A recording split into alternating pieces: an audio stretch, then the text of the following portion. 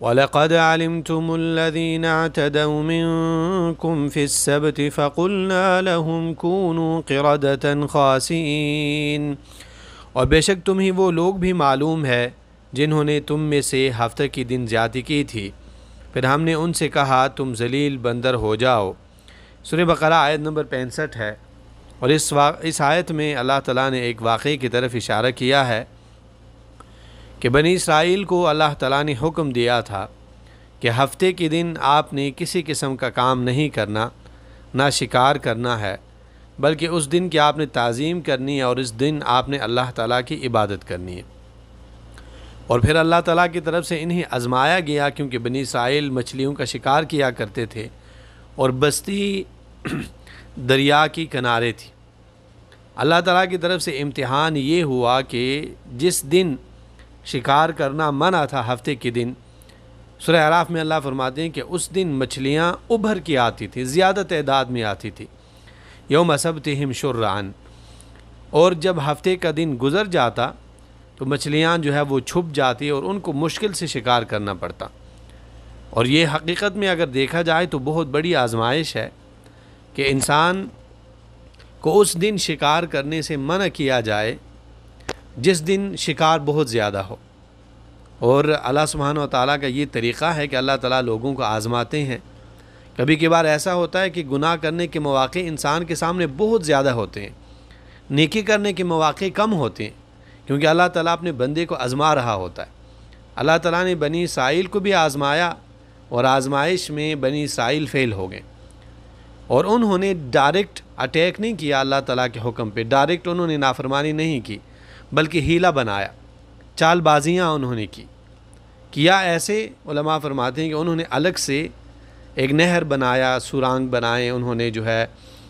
چھوٹے چھوٹے سوراخ جو ہے وہ بنائے ہاؤس ٹائپ کے، اور دریاب کے ایک حصے کے پانی کو اس پر موڑ دیا، تو جب مچھلیاں ان سراغوں میں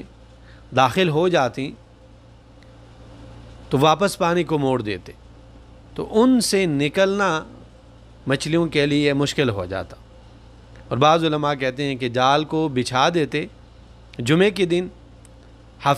ہفتے کا جو دن ہے وہ گزر جاتا، اتوار کے دن جو ہے وہ شکار کرتے۔ اس وقت میں جو لوگ تھے،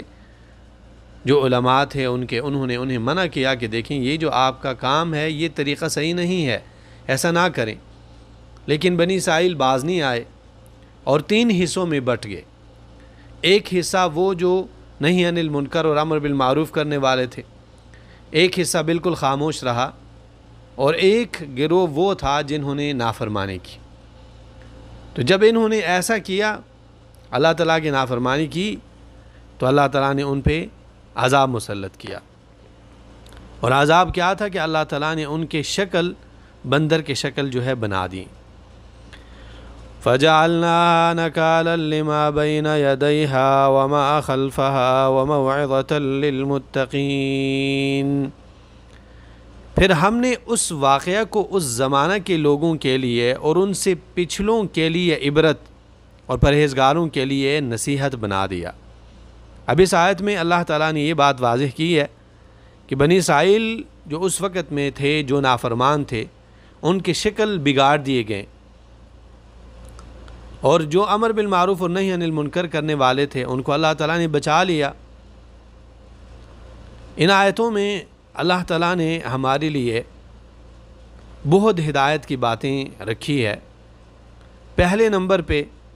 یہودیوں کو اللہ تعالیٰ نے آگاہ کیا ہے، جو رسول اللہ صلی اللہ علیہ وسلم کے زمانے میں تھے، کہ آپ کے بڑوں نے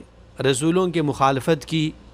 اللہ تعالیٰ کی طرف سے ان پر مخالفت کی وجہ سے اس طرح کے عذاب آئیں۔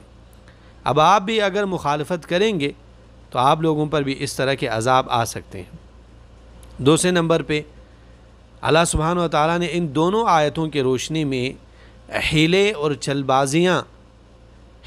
بازیاں کرنے سے مسلمانوں کو منع فرمایا ہے، بلکہ حیلہ کرنا علماء فرماتے ہیں کہ گناہ کرنے سے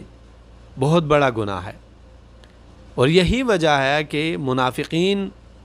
ظاہر کرتے تھے کہ وہ ایمان والے ہیں، لیکن وہ چھپا رہے تھے کہ ان کے دلوں میں ایمان نہیں ہے، یعنی حیلہ کر رہے تھے تو ان کی جو سزا ہے وہ کافروں کی بنسبت سخت ہے۔ اور ایک مسئلہ اللہ تعالیٰ نے ان آیتوں میں یہ بھی ذکر کیا ہے کہ اللہ تعالیٰ کی قدرت بیان ہے کہ اللہ تعالیٰ نے ان سے کہا کہ کونوا قردۃ، آپ بندر بن جائیں، تو اللہ تعالیٰ نے ان کے شکل جو ہے وہ بگاڑ دی اور وہ ذلیل بندر ہو گئے۔ اور اللہ سبحانہ و تعالیٰ نے ان آیتوں میں ایک حکمت یہ بھی ذکر کی ہے کہ انسان جس طرح گناہ کرتا ہے اس گناہ کے مطابق انسان کو سزا ملتی ہے۔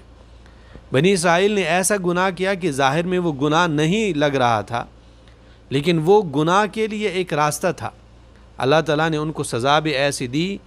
کہ ان کے شکل جو ہے انسانوں کے قریب تھے، لیکن در حقیقت وہ مسخ ہو چکے تھے۔ اور ایک مسئلہ ان آیتوں میں یہ بھی ہے کہ سزاؤں میں کبھی کبھار ایسا ہوتا ہے کہ آنے والے لوگوں کے لیے وہ سزائیں عبرت بن جاتی ہے، جیسے کہ اللہ تعالیٰ نے ان کو جو بھی سزا دی وہ اس وقت کے لوگوں کے لیے عبرت بن گئی۔ جیسے اللہ تعالیٰ فرماتے ہیں کہ فَجَعَلْنَاهَا نَكَالًا لِمَا بَيْنَ يَدَيْهَا، پھر ہم نے اس واقعے کو اس زمانے کے لوگوں کے لیے، اس زمانے میں جتنے لوگ تھے ان کے لیے اور جو لوگ آنے والے زمانے میں ہیں ان سب کے لیے اللہ تعالیٰ فرماتے ہیں کہ ہم نے اس واقعے کو اور اس عذاب کو عبرت بنایا۔ وَمَوْعِظَةً لِّلْمُتَّقِينَ، اور پرہیزگاروں کے لیے اس میں